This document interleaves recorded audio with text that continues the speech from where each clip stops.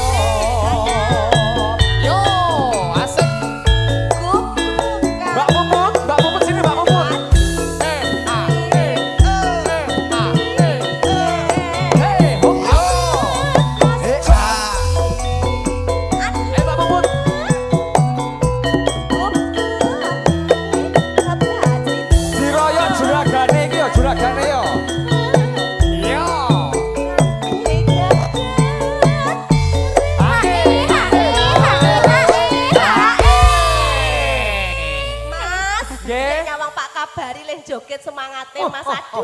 Walaupun gagah tapi gemule loh Dek Rizka. Jos pokoknya. Sakit nyanyi napa mboten menika? Kok saestu. Aje. Karo sampean bagus Bapak lho.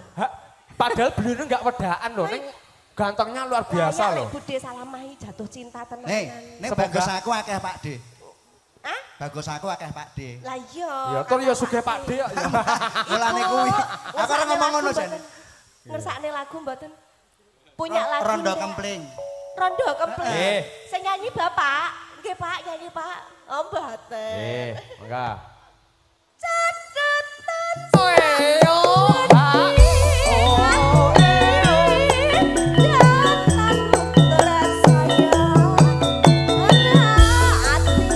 Pak Basari, Bunda Basari, asik.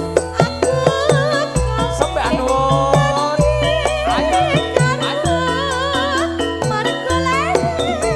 Ayo. Pekalongan Pemalang digoyang yo.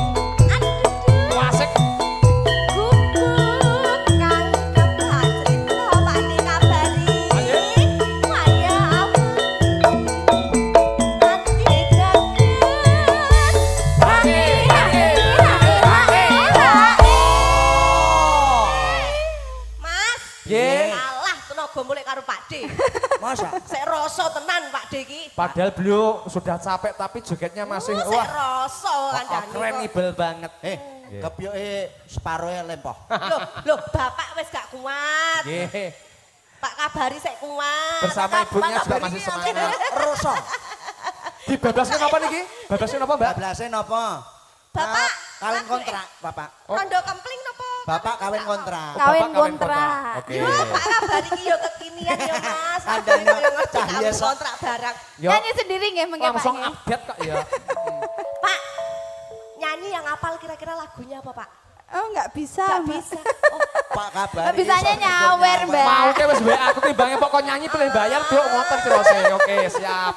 Nggih. aku ki jane penasaran swantene bapak kok yo. Ya, antene sih ya sayang ya. Iya. Catatan sajroning